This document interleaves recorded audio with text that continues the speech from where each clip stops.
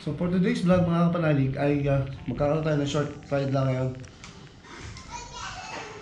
Pupunta tayo dito sa isang lugar dito sa amin. So samahan niyo ako sa paglakad natin ngayong araw.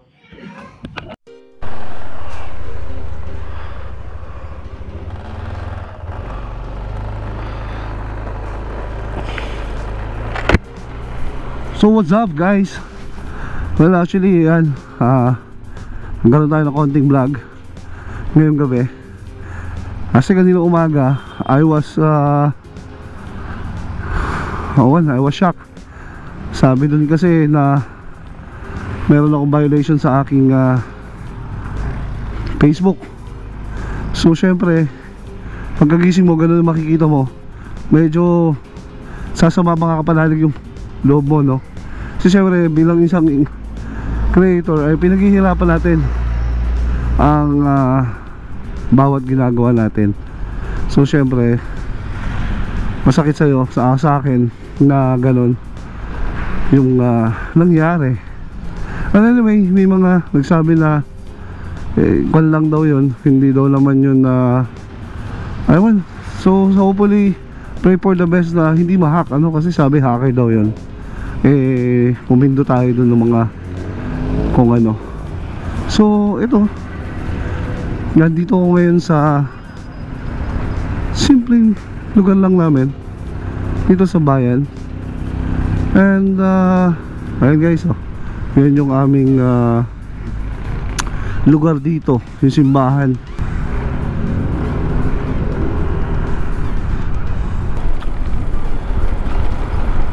So ayun guys, dito ako sa may Star Tollway.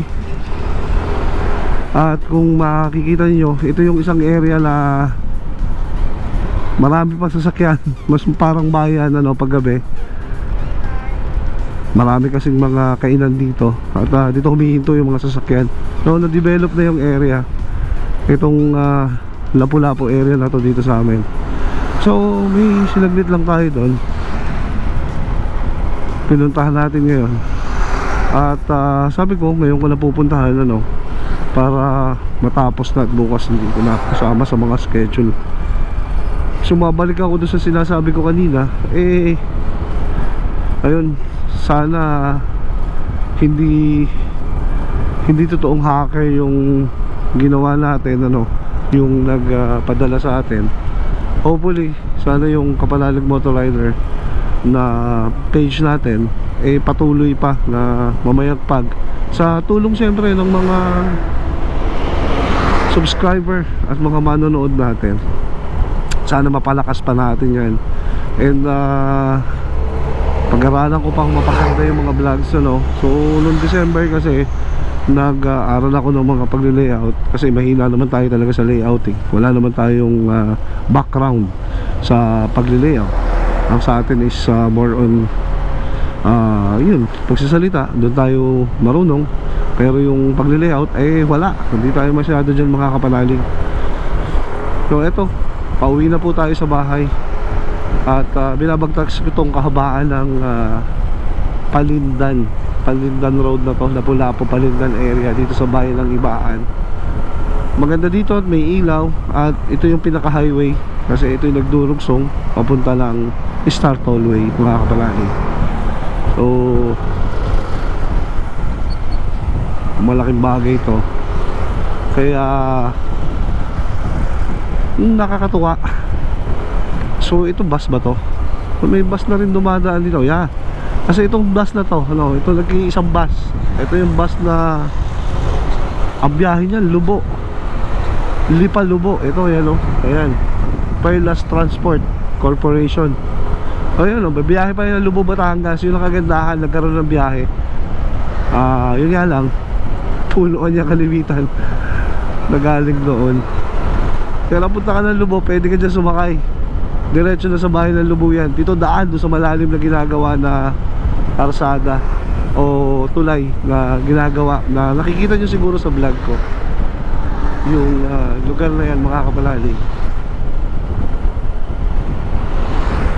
At eto, we are near na uli sa bayan natin. At alam nyo na, ano, kapag alis tayo ng konting kumbaga, sarap magmotor eh. Ito, nabigay yung hilig, no? Masarap ng feeling, ang lamig pa.